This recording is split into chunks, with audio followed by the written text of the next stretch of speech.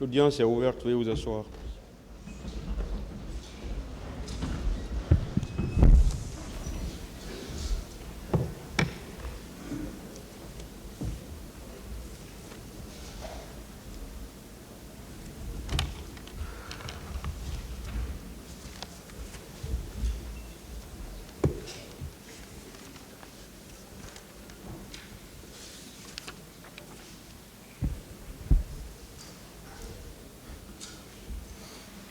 Ministère public contre M. C.C. Raphaël Ava, M. Alpha Amadou Baldé, M. Marcel Guilavogui, M. Claude Pivi, M. Moussa Kiegoro Kamara, M. Ibrahim Kamara Di Kalonzo, M. Aboubakar Gakite Di Toumba, M. Blaise Goumou, M. Moussa Dadis Kamara, M. Mamadou Aliou Keita, M. Abdoulaye Chérif Diaby, M. Paul Mansa Guilavogui, le Parti civil, M. Ouri Loba et plusieurs autres, la Fédération internationale des ligues de droits de l'homme, FIDH, l'Organisation guinéenne de défense des droits de l'homme et du citoyen, OGDH, l'Association des parents victimes et amis du 28 septembre 2009, AVIPA.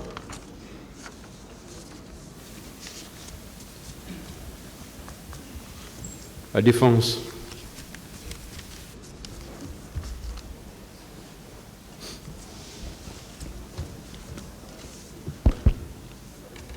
Merci, Monsieur le Président, Messieurs les assesseurs, honorables membres du tribunal.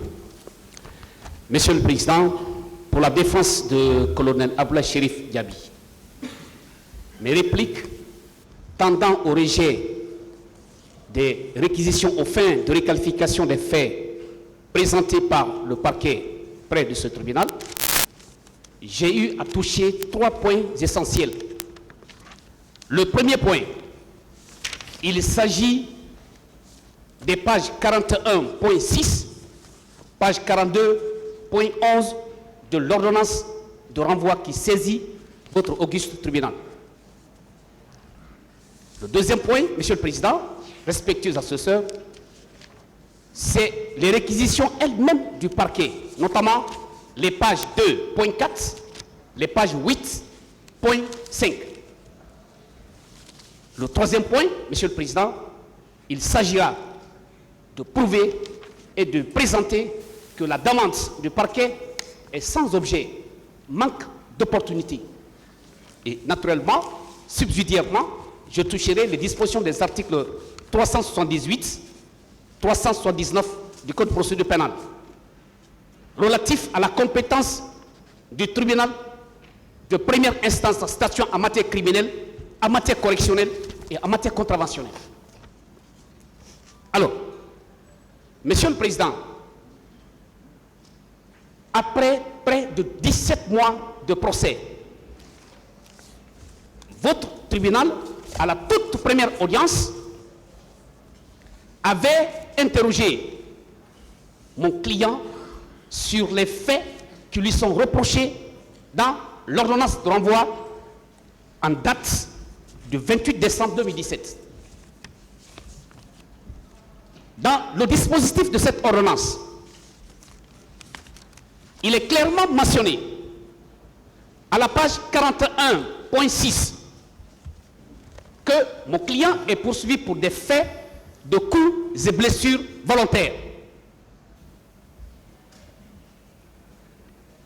À la page 42.11, que colonel Abdoulaye Chérif Diaby est poursuivi pour des faits de non-assistance à personne en danger, l'abstention délictueuse. Alors, ces deux types d'infractions, notamment coups et blessures volontaires et la non-assistance à personne en danger, sont prévus et punis par les dispositions des articles 239 pour ce qui est de coups et blessures volontaires, 297 et 298 pour ce qui est, n'est-ce pas, de non-assistance à personne en danger. Mais vous conviendrez avec moi que l'ensemble de ces infractions, je le dis sous le contrôle de toutes les parties prenantes à ce procès, que ces infractions sont des délits. Ce sont des délits. en savoir davantage que ce sont des délits, la peine maximale qui est prévue par ces infractions, c'est 5 ans. L'amende avoisine entre 500 000 et 5 millions de francs guinéens. Vous allez vous poser la question de savoir ces infractions peuvent-elles être rangées ou assimilées aux infractions de crimes contre l'humanité, au point d'en demander à votre juridiction ici, Monsieur le Président, de requalifier ces faits en crimes contre l'humanité. C'est excessivement grave. C'est excessivement grave. Même si on n'aime pas une personne, mais on doit quand même reconnaître ce que l'intéressé a posé comme acte. Pour y revenir, point par point, au niveau de la première infraction qui est intitulée « Coups et blessures volontaires ». Monsieur le Président, depuis la première audience, mon client était ici à la 5e personne de comparaître ici pour des faits de non-assistance à personne en danger et pour coups et blessures volontaires.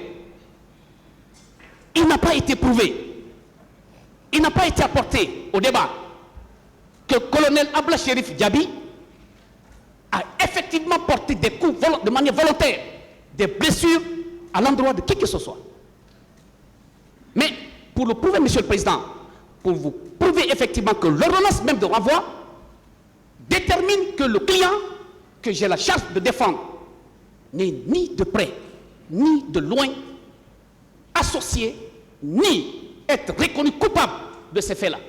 La preuve, au cours du débat, que ce soit côté des parties civiles ici, que ce soit du côté de la défense, que ce soit effectivement le parquet, que ce soit les témoins qui ont défilé à cette barre, il a été constant et accepté de tous que le colonel Diaby n'a pas été au stade du 28 septembre.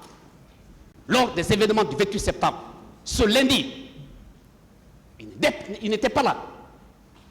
Il a été admis au débat que le colonel Chérif était en partance à Koya. Il a été acquis au débat que toutes ces infractions relatives au meurtre, assassinat, enlèvement, torture et autres complicités de quoi que ce soit, colonel Abla Chérif Diaby n'est pas associé. Lorsque je prends le point 11 de la page 42 de l'ordonnance de renvoi, lorsque l'ordonnance dit que Abla Chérif Diaby et autres d'avoir à Conakry le 28 septembre 2009, en tout cas depuis temps non couvert par la prescription, volontairement entravé l'arrivée de secours destinés à faire échapper les manifestants aux crimes et délits commis au stade. Cela sous-tend quoi? Lorsqu'on parle de ce paragraphe, cela veut dire en principe, pour volontairement refuser d'empêcher la commission d'une infraction, il faut être d'abord présent sur les lieux. C'est la condition centrale. Il faut être présent. Et lorsqu'on dit que volontairement entraver l'arrivée de secours, ça veut dire tout simplement, au moment où les gens venaient au stade pour secourir d'autres personnes, le colonel Abla Chérif Diaby était posté ici au stade, alors que ce n'est pas le cas. Il n'était pas au stade. Au point d'empêcher une personne, au point de refuser de secourir une personne au stade. Il n'a pas été au stade. Que les choses soient très claires. Lorsque vous avez une décision à main, il faut savoir la lire. Il faut savoir l'interpréter fidèlement. Le pôle des juges, en ce moment précis, au moment où ils signaient cette ordonnance, ils n'ont pas pensé qu'en ce temps-là, le colonel Abla Chérif Diaby n'était pas au stade, au point d'en empêcher d'arriver ou de refuser de secourir une autre personne ou des manifestants. Parce que les manifestants se sont dirigés au stade. Parce que les manifestants ne se sont pas dirigés ailleurs. Le point de repère, le point de rencontre, le point de focal, c'était le stade du 28 septembre. Ils n'étaient pas là. C'est évident, c'est clair, c'est limpide, c'est propre. Colonel Abla Chérif Diaby n'était pas au stade du 28 septembre, ce lundi 28 septembre 2009. Je poursuis. Lorsque le même dispositif de l'ordonnance dit de s'être dans les mêmes circonstances de lieu et de temps, volontairement abstenus d'empêcher par leur action immédiate, sans risque pour eux et pour les tiers, la commission des crimes sur les manifestants au stade du 28 septembre. Sur les manifestants au stade du 28 septembre. Ce qui veut dire tout simplement que ces manifestants en ce moment précis n'étaient pas encore sous le feu, n'étaient pas encore en face d'un danger. Et où? Au stade.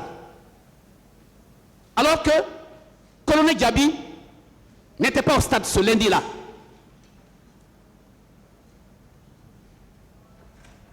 Alors, pourquoi, monsieur le procureur, dans ces réquisitions, demande à votre respectueuse juridiction de requalifier les faits qui sont patents, qui sont pertinents, qu'on ne peut pas modifier pour les requalifier en crime contre l'humanité?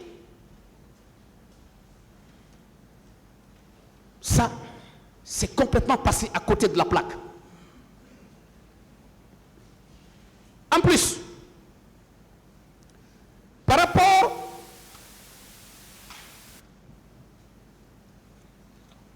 à la page 41.4, non, point 6 naturellement, toujours je suis dans le dispositif de l'ordonnance de renvoi. Et puisque c'est cette ordonnance qui saisit votre juridiction, c'est celle-ci qui vous donne la compétence de statuer, Monsieur le Président. Il est clairement dit, point 6 de la page 41, Marcel Guilabogui, Blaise Guémou, Ibrahim Kabaradi Kalonzo, Alpha Amadou Baldé, C.C. Raphaël Haba, Abdoulaye Chérif Diaby et Aboubakar Diakité dit Toumba, d'avoir, dans les mêmes circonstances de lieu et de temps, volontairement porté des coups et fait des blessures ayant entraîné des incapacités de vivre, de vive impression, des privations de l'usage de membres et autres infirmités sur les personnes des manifestants. Sur les personnes des manifestants, pas sur les personnes des blessés, sur les personnes des manifestants. Nous sommes au stade du 28 septembre. Colonel Chérif n'était pas là. Pourquoi on veut coûte que coûte que ces faits soient requalifiés en crime contre l'humanité? Monsieur le Président, soyez très prudent. Alors, dans ces réquisitions que j'ai pris le soin de lire, phrase par phrase, la page 2 des réquisitions du parquet, voilà ce qu'il dit. Mandat de dépôt du 27 septembre 2022. Je mets au défi le parquet de fouiller dans le dossier de la procédure si colonel Abla Chérif Diaby a été accompagné à la maison centrale avec un bout de papier placé, signé d'un juge. Ça n'existe pas dans le dossier. Au moment où on était en train de débattre le problème dans la salle ici, on était en train de préparer les camions pour aller à la maison centrale. Vaille que vaille. Il faut que ça aille à la maison centrale. Alors, cette page, la page 2.4, qui concerne Abla Chérif Diaby, voilà ce que le ministère public fait. Le ministère public accuse mon client de complicité d'enlèvement, de séquestration et de torture. complicité d'enlèvement, de séquestration et de torture. Monsieur le Président, ces réquisitions ont été signées le 1er mars 2024. L'ordonnance de renvoi date du 28 décembre 2017. 1 an, 17 mois presque. On fait fi à l'ordonnance, on s'écarte complètement de l'essentiel. On vous dit, non, Monsieur le Président, écoutez, bon, franchement, colonel Abdoulaye Chérif Diaby, si on continue sur cette voie, cause et blessures volontaires, non-assistance à personne en danger, il n'y a rien. Il faut lui coller, il faut trouver quelque chose. Et c'est pourquoi le parquet a créé ces infractions pour les attribuer à colonel Abdoulaye Chérif Diaby. Alors, je me demande sur quelle base juridique que le tribunal va statuer pour dire oui, je requalifie les faits contenus dans l'ordonnance de renvoi qui me saisit, qui me donne la compétence de statuer dans cette affaire. Non, ces faits ne doivent pas être pris en considération. Plutôt, je prends en considération des faits de séquestration arbitraire, des faits de torture, des faits de complicité d'enlèvement. On est où? Étant entendu, Monsieur le Président, respectueux assesseurs, que le ministère public est partie prenante au même titre que la défense. C'est l'égalité des armes. Au même titre que la défense, au même titre que la partie civile, si tel est le cas. Donc, libre à tout le monde de vous dire, Monsieur le Président, je me suis réveillé hier. Certainement, ce dossier, il faut prendre encore en considération d'autres types d'infractions pour les ajouter à l'ordonnance. Mais il n'y a pas un procès éternel, Monsieur le Président. C'est pourquoi la loi a codifié, a aménagé l'arsenal juridique que nous possédons. C'est un législateur qui a forgé ça. C'est pas nous, c'est pas vous, c'est pas eux, c'est pas la partie civile, c'est pas non plus le public ici qui est présent, c'est pas non plus les accusés ici à la barre. C'est une loi qui a été votée, adoptée, promulguée par décret, que désormais, lorsqu'une personne fait ce comportement est érigé au rang d'infraction de délit, etc., etc. Mais on ne peut pas s'asseoir sous la climatisation dans votre bureau, vous prenez votre bic, vous rédigez, vous demandez au président de requalifier les faits en séquestration arbitraire, en complicité d'enlèvement, en torture. Qui a dit à cette barre ici que le colonel Chérif Diaby est auteur d'enlèvement, est auteur de séquestration arbitraire, est auteur de torture? Qui a dit cela? Ni les parties civiles, ni ce parquet, ni encore moins les témoins qui ont défilé à cette barre. Personne. Personne.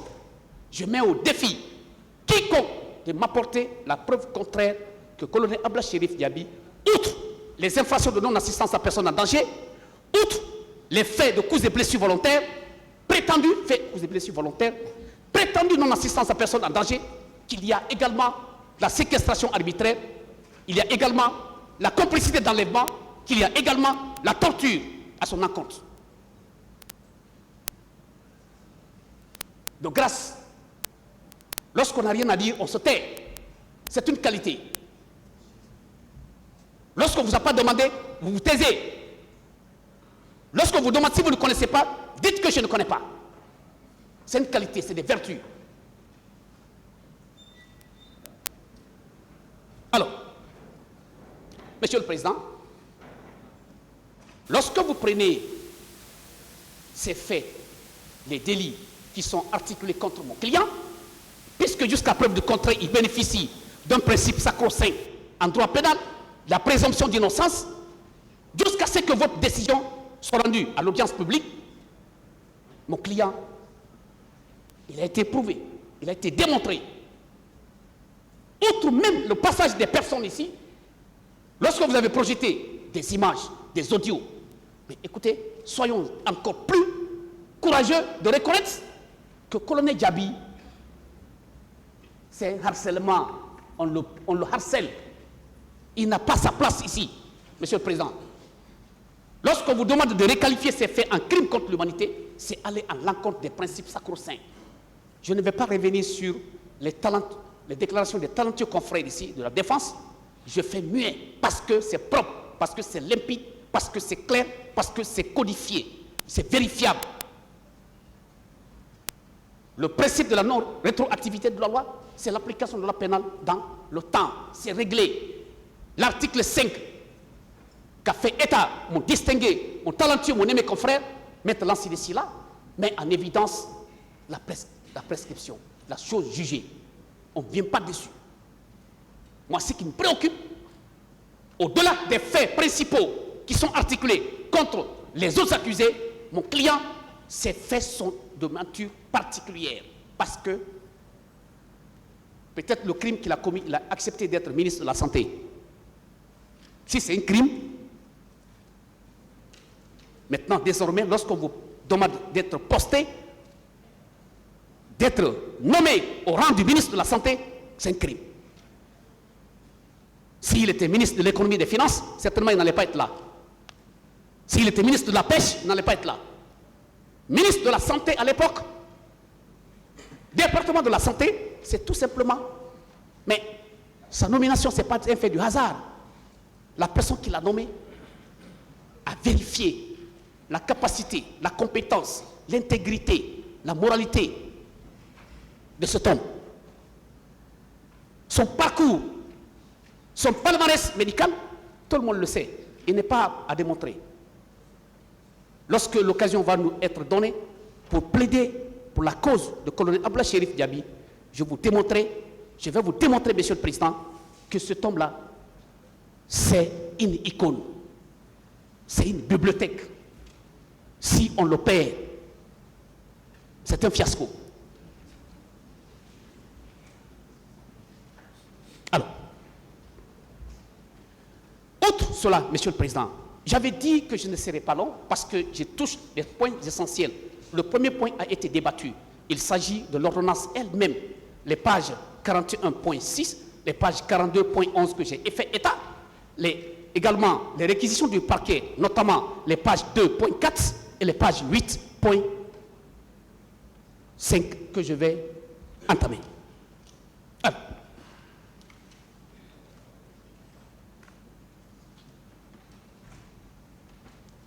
lorsqu'il s'agit de ces pages, Monsieur le Président,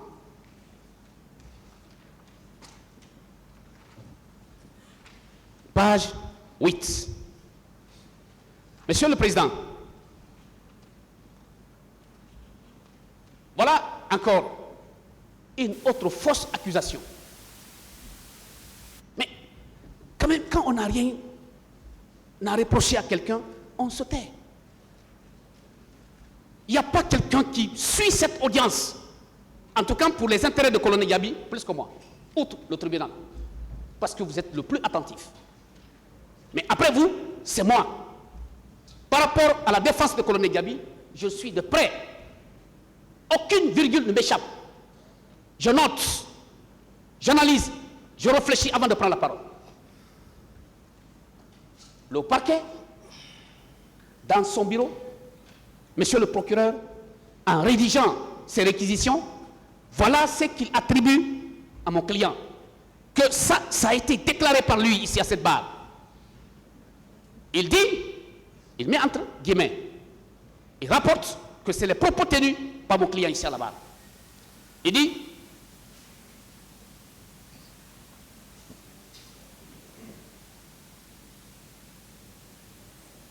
moi-même, à ma qualité de ministre de la Santé et de l'Hygiène publique,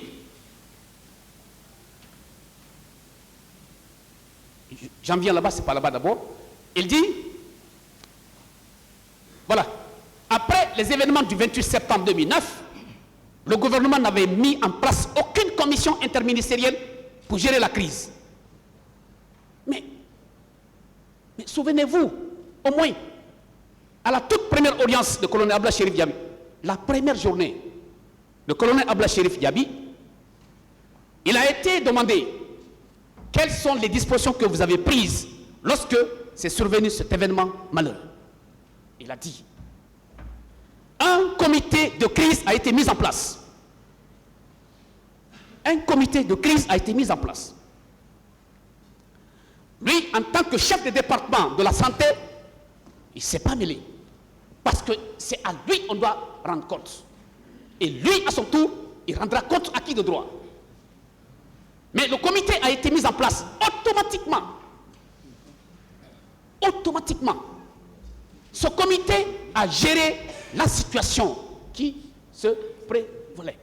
Ce jour-là, un comité de crise a été mis en place. Les membres de ce comité sont connus. Il ne s'est pas limité là. Il ne s'est pas contenté de ce comité. Lorsqu'on a constaté effectivement la présence des corps, il a mis en place une commission chargée de restitution des corps. Cette commission également, ces personnes sont connues. Il s'agit notamment, cette commission était présidée par El Hadj Koutoubou Sagnon. El Hadj Koutoubou est vivant. À côté de lui, paix à son âme, Général Toto était présent. À côté de ce dernier, il y avait le professeur Hassan qui est passé à la barre ici. Et vous avez entendu le témoignage du professeur Hassan. Il a dit c'est lui, l'administrateur des morts. C'est lui qui a géré les corps. C'est lui qui est responsable des morts. Il a présenté le tableau ici. Mais qu'est-ce qu'on veut de ce monsieur-là? Qu'est-ce qu'on veut de lui réellement?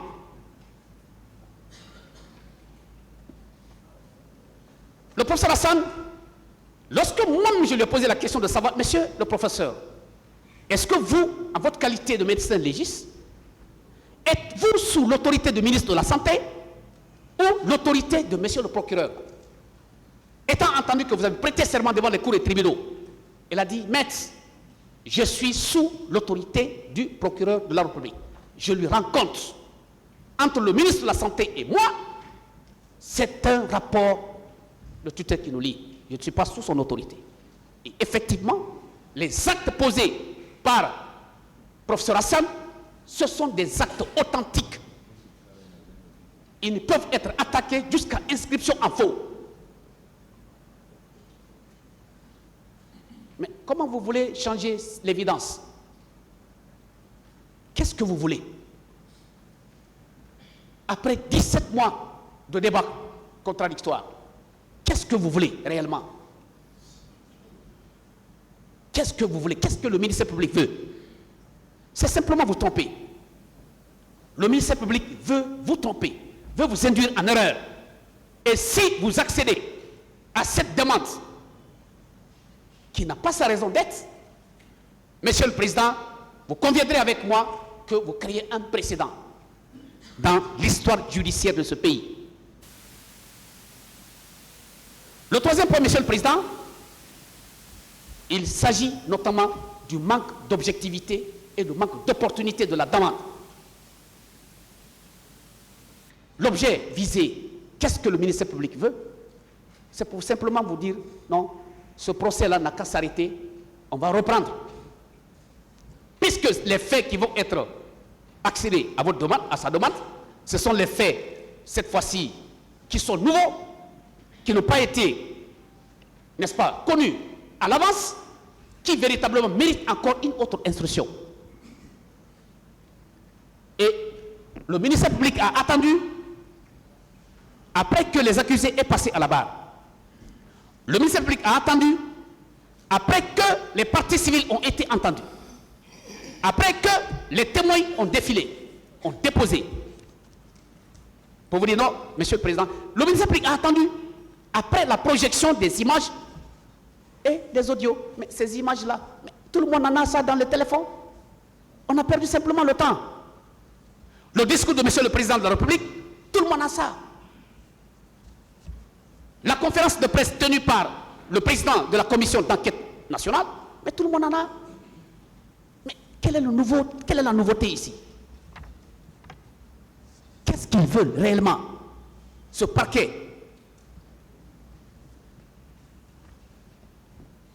Alors, je dis, il n'y a pas d'opportunité de présenter cette demande, Monsieur le Président. La raison est simple. Mais le ministère public oublie que ce procès-là, avant que ça soit tenu, l'État guinéen plus la CPI ont signé un acte. Une convention existe entre ces deux institutions. L'État guinéen a tapé la poitrine qu'il est capable d'organiser ce procès sur son territoire. Oui, et nous l'admettons. Parce que les infractions qui ont été commises dans la sphère nationale, sur le territoire de la République. Et en plus, l'État guinéen rassure la CPI que ce procès, la Guinée est compétente. C'est à juste raison. Parce qu'il a été rappelé hier par mes distingués confrères ici que ce code pénal 2016 qui reconnaît les crimes contre l'humanité, au moment des faits en 2009, ce code pénal n'avait pas vu le jour. Et donc, puisque cette loi actuelle est sévère, il n'y a point de rétroactivité. Il n'y a point de rétroactivité parce que c'est une loi sévère. C'est une loi de fond, pas une loi de forme. Ça a été développé. On n'a pas besoin de revenir là-dessus. Mais une chose reste certaine, Monsieur le Président, lorsqu'il est cela, il n'est pas possible de retourner en arrière.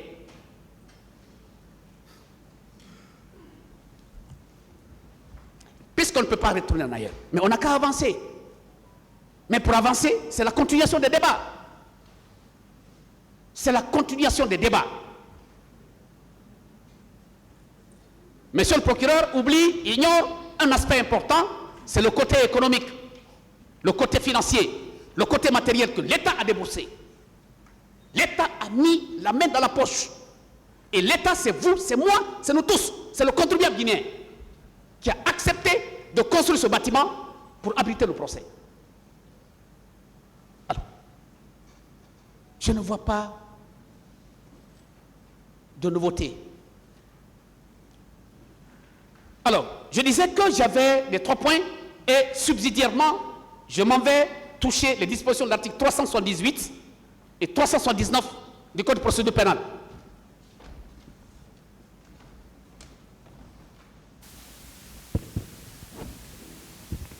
Alors,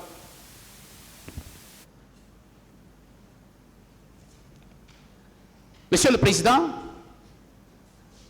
les articles 378 et 379 traitent de la compétence du tribunal de première instance. L'article 378 dispose: le tribunal de première instance est compétent pour connaître des crimes, des délits et des contraventions. Ça, c'est une réforme. C'est la nouvelle réforme qu'on est en train de vivre. Parce que si aujourd'hui, votre composition, c'est une composition en matière criminelle, le tribunal de première instance, avant cette loi, ne pouvait pas connaître les affaires criminelles. Se limitait essentiellement à connaître les affaires de délit, les contraventions. Mais pour rapprocher la justice vers les justiciables, le législateur a estimé qu'il faille nécessaire d'approcher, de créer au sein des tribunaux de première instance la compétence criminelle de ces juridictions à l'effet d'évacuer les dossiers criminels qui sont stagnés dans les tribunaux. Puisque l'ancienne loi, il n'y avait que 2 cours d'assises. La cour d'assises de Conakry, qui avait compétence des 2 régions naturelles, la Basse-Guinée et la Moyenne-Guinée. La cour d'assises de Cancan, qui avait compétence des 2 régions naturelles, la Guinée forestière et la Haute-Guinée. Mais imaginez-vous que quelqu'un est poursuivi pour des faits d'enlèvement d'enfants, pour les faits de viol, et que l'auteur de l'acte est à Madiana, la victime se trouve à Zérékoré. Monsieur le Président, comment il faut faire? La cour d'assises de Cancan sera obligée de statuer en audience foraine. Et l'audience foraine nécessite forcément les dépenses coûteuses. Pourquoi ne pas donner la compétence à ces tribunaux de première instance pour connaître les mêmes affaires, pour prendre ce présumé coupable et le juger sur les lieux, en présence de la victime, discussion faite, débat clos, décision rendue. C'est ce qui fait fait. Mais lorsqu'on réclame la requalification des faits en crime contre l'humanité, Monsieur le Président, il y a des préalables.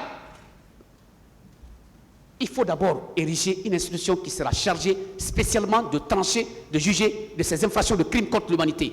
On a vu le cas de Issa Nabré. Lorsque le Sénégal devrait connaître cette affaire, il a fallu créer un tribunal spécial. Mais le tribunal qui est délocalisé à la Cour d'appel de Conakry, Monsieur le Président, c'est le tribunal de première instance de Dixine. C'est le prolongement de la compétence de Dixine. C'est suite à une simple ordonnance du premier président de la Cour d'appel qu'on a délocalisé cette juridiction ici. Ce n'est pas un tribunal pénal spécial. Ce n'est pas une juridiction spéciale. C'est une juridiction ordinaire, de droit commun, statuant en matière criminelle. Point. Ce tribunal, s'il y avait la place au tribunal de première instance de Dixine là-bas, ce bâtiment qui appartient à une personne physique, on allait tenir l'audience là-bas. Mais compte tenu de la question de sécurité, compte tenu de la question de place, il faut porter cette information aux justiciables, non seulement, mais au peuple de Guinée et le monde entier qui nous regarde. Il faut trouver une place pour que cette juridiction puisse tenir dans les conditions idoines. Voilà pourquoi cette juridiction a été délocalisée ici en construisant ce bâtiment. Mais ça, ce n'est pas un tribunal pénal spécial. Ce n'est pas une juridiction spéciale pour juger ces gens-là. C'est un tribunal ordinaire de droit commun. Alors, Monsieur le Président, respectueux assesseurs, je voudrais vous rappeler que la stratégie, la subtilité du parquet, c'est de vous amener à les suivre. Mais, Monsieur le Président, tenez-vous bien, si votre tribunal accède à cette demande, les conséquences, toutes les parties, chacune en ce qui la concerne, prendra sa part. Mais j'ose croire, et je le sais, je suis convaincu, votre compétence, votre probité, votre capacité d'analyse. Parce que je vous connais, Monsieur le Président. Au moins, je vous connais. Je sais de quoi je parle. Parce que vous êtes un homme capable. Parce que vous êtes quelqu'un qui réfléchit. Nous vous prions, Monsieur le Président, pour les intérêts de la défense, de manière générale, et en particulier pour la défense du colonel Abdoulaye Chérif Diaby, rejetez purement et simplement la demande contenue dans ces réquisitions de Monsieur le procureur qui vous sollicite la requalification des faits en crime contre l'humanité. Monsieur Abdoulaye Chérif Diaby est poursuivi pour des faits qui sont connus. C'est des faits qui sont érigés au rang de délit. Monsieur le Président, vous allez rendre cela un crime contre l'humanité. Il n'existe nulle part dans ce code pénal. Nulle part que le délit, parce que c'est l'actuel code qu'on pratique, le ministère public s'inspire de ce code, la partie civile également, la défense aussi. Si dans ce code vous trouvez que le délit est un crime contre l'humanité, Monsieur le Président, prenez votre décision. Mais si vous estimez que les délits, les faits qui sont reprochés à mon client, notamment coups et blessures volontaires, en longueur de journée, c'est ce qu'on tranche dans les tribunaux d'instance, et non-assistance à personne en danger, jusqu'à preuve du contraire, si vous ne trouvez rien, Monsieur le Président, tenez-vous bien, rejetez purement et simplement, et d'un revers de main, ordonnez la continuation des débats. Monsieur le Président, un séjour en prison, ne serait-ce que 24 heures, ne serait-ce qu'une heure de temps, est de trop. Est de trop. Surtout lorsque le sort de la personne n'a pas été situé. C'est de trop. En le faisant, Monsieur le Président, vous aurez donné une belle image. Vous aurez donné une bonne justice. Je vous remercie, Monsieur le Président. Messieurs les assesseurs, je vous remercie. Distingués confrères de la défense, je vous remercie.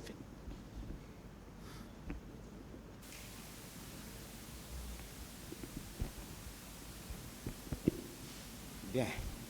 Merci, Monsieur le Président.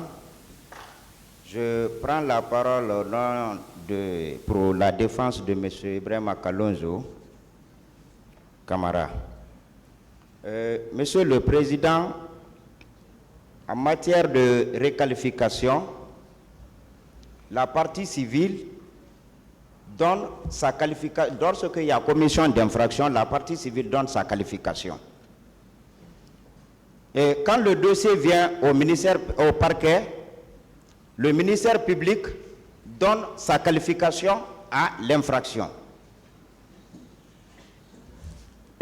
Monsieur le Président, la qualification à retenir est la qualification que le tribunal va appliquer aux faits.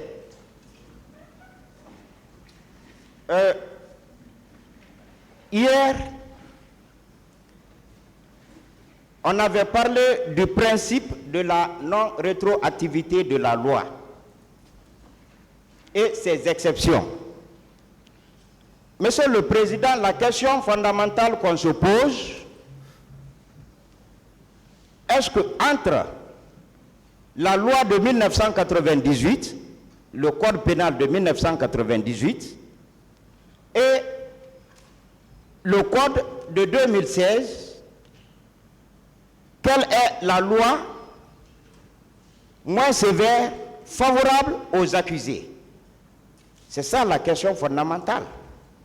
Entre les deux codes, entre les deux lois, Monsieur le Président. Et, Monsieur le Président, le parquet, à ce stade de la procédure, le parquet ne devait pas demander cette requalification, en ce sens qu'il pouvait attendre ses réquisitions à la fin, présenter, et au moment où il devait présenter ses réquisitions, demander la requalification.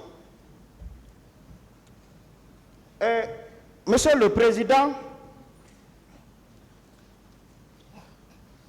Monsieur Kalonzo est poursuivi est accusé de meurtre, assassinat, complicité de viol, coup, blessure, violence volontaire et vol à main armée. Et les parties ont déposé devant votre tribunal. Les parties civiles et les accusés ont défilé ici, Monsieur le Président, et même M. Marcel, qui est la deuxième vedette de ce procès, a dit ici qu'il ne sait pas pourquoi M. Kalonzo se trouve là. Il a dit clairement parce qu'il n'était pas au stade. Il était en prison. Donc, le parquet a invoqué deux articles. L'article 6 du Code pénal, l'article 405 du Code de procédure pénale, Monsieur le Président. Et nulle part, Monsieur le Président, dans ces deux articles, il n'est dit qu'à ce stade de la procédure, le parquet peut demander la requalification et que vous êtes obligé de prendre ça en compte. Et l'article dit clairement que le ministère public, au nom de la loi, l'article 405 du Code de procédure pénale, au nom de la loi, prend au nom de la loi toutes les réquisitions qu'il juge utiles. Le tribunal est tenu de lui en donner acte et d'en délibérer. Donner acte, Monsieur le Président, ne veut pas dire acceptation. Ne veut pas dire acceptation, Monsieur le Président. Donc, aucune preuve concrète n'a été apportée ici contre M. Camara pour ces faits cités ici pour des faits pour lesquels votre tribunal est saisi. Et on veut qu'il soit poursuivi pour crime contre l'humanité. Crime contre l'humanité. Les infractions qui relèvent de votre compétence ici, qui sont reprochées, et le parquet a été incapable d'apporter des preuves. Le parquet n'est pas parvenu à soutenir les termes de l'accusation par rapport à ces infractions. Et c'est le même parquet qui veut que M. Camara soit poursuivi pour crime contre l'humanité. Mais, Monsieur le Président,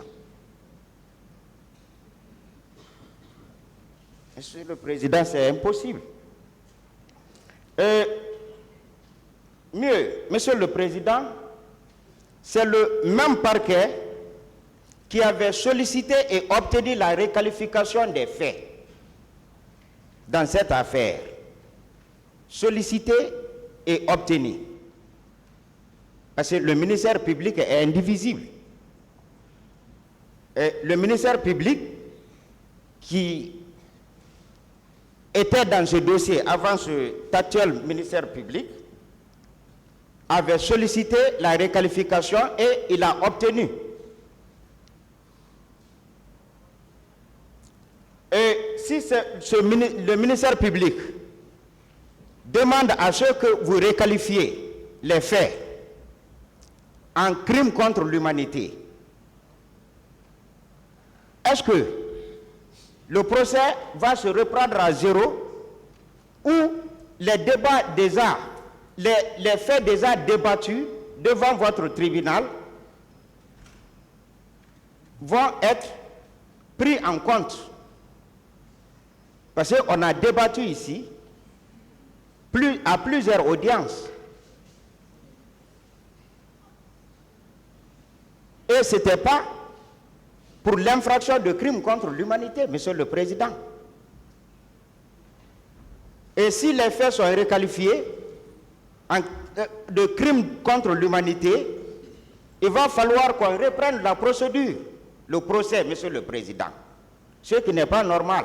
Est-ce que si ce procès est repris, vous-même et vos assesseurs, vous pouvez tenir après 17 mois de procès? Est-ce que vous n'avez pas d'autre chose à faire sauf ce dossier? Vous avez plein d'autres choses, Monsieur le Président, et à faire plus que ce dossier. Donc, quand un procès commence, il doit s'arrêter, Monsieur le Président. Si le parquet, je dirais tout simplement quelque chose, je n'ai pas pris la parole pour durer, et si le parquet est suivi par extraordinaire, parce que moi je sais que vous n'allez pas suivre le parquet, si le parquet est suivi par extraordinaire, Monsieur le Président, il va falloir que l'ensemble des avocats de la défense se retrouvent pour en tirer les conséquences, voir s'ils peuvent continuer à donner leurs prestations ou s'ils peuvent arrêter. Je vous remercie.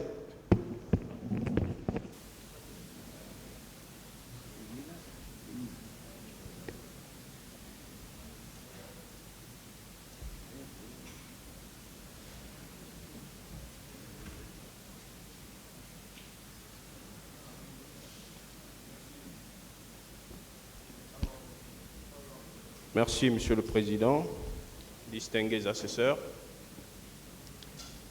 Monsieur le Président, distingués assesseurs, chers membres de cet auguste tribunal,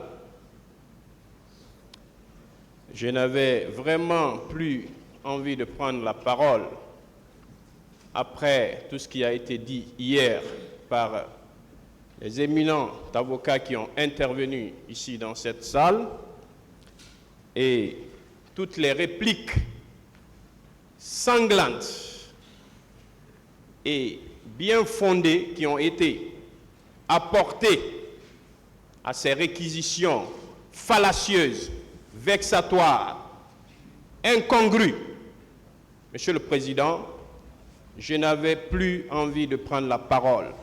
Mais comme vous pouvez le constater, Monsieur le Président, je défends un jeune soldat du nom de Mamadou Aliou Keïta dans cette affaire, bien que mon client préféré, c'est lui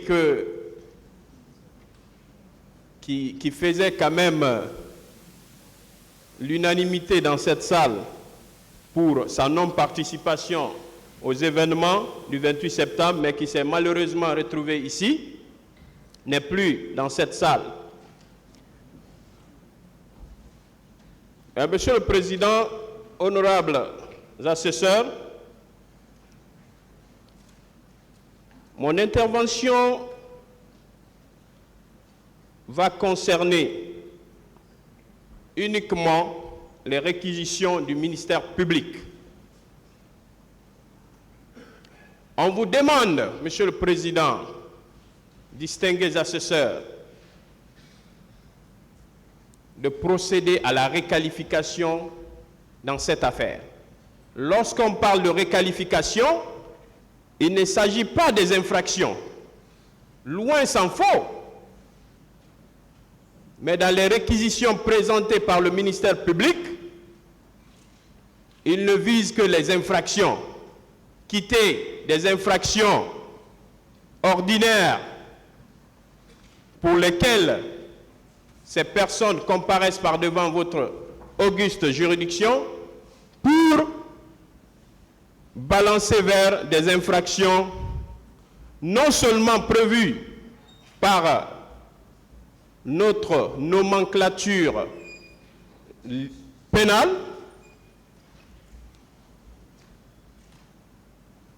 mais aussi le ministère public s'est permis de citer les dispositions du statut de Rome.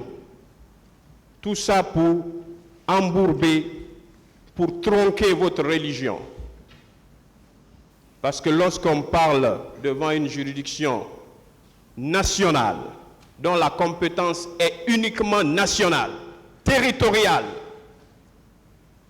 on adresse des réquisitions à ce tribunal en citant ou en faisant cas de dispositions d'un statut qui transcende nos frontières, notamment le statut de Rome, auquel statut certains États se sont d'ailleurs abstenus d'y prendre part, parce qu'ils ont estimé que leurs juridictions sont suffisamment indépendantes, leurs magistrats sont suffisamment outillés pour examiner ces infractions prévues par le statut de Rome. Alors, Monsieur le Président, en 2016, la Guinée abonde dans le même sens, en y intégrant dans son code pénal des dispositions qui traitent de ces infractions prévues par le statut de Rome. Parce qu'à un moment donné, nous, Africains, on se dit que la CPI est une juridiction pour les pays en voie de développement. C'est ce qui se dit.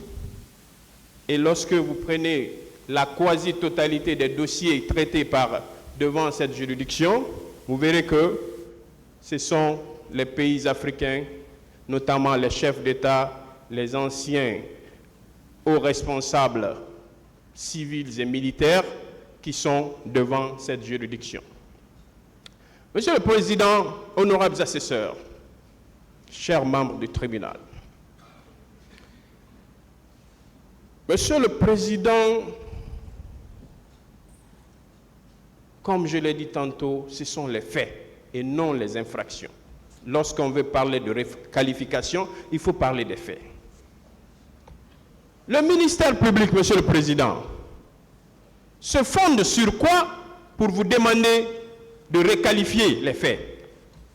Il se fonde ici, Monsieur le Président, sur des dépositions, sur des déclarations faites à la barre de ce tribunal. Uniquement. En quoi faisant, Monsieur le Président? Le ministère public procède à la transcription de déclarations et de dépositions sans pour autant apporter les parties de ces dépositions et de ces déclarations qui ont été faites devant ce tribunal pour que vous ayez quand même la latitude de comparer. Est-ce que le ministère public a fidèlement transcrit ces dépositions? Est-ce que le ministère public a fidèlement transcrit ces déclarations? Mais Monsieur le Président, lorsque vous lisez les réquisitions du ministère public, vous constaterez que ces déclarations et ces dépositions ont été manipulées. Manipulées dans leur intérêt. Manipulées pour induire votre juridiction en erreur. Puisque si vous les suivez, cela sera un précédent dangereux pour l'institution judiciaire de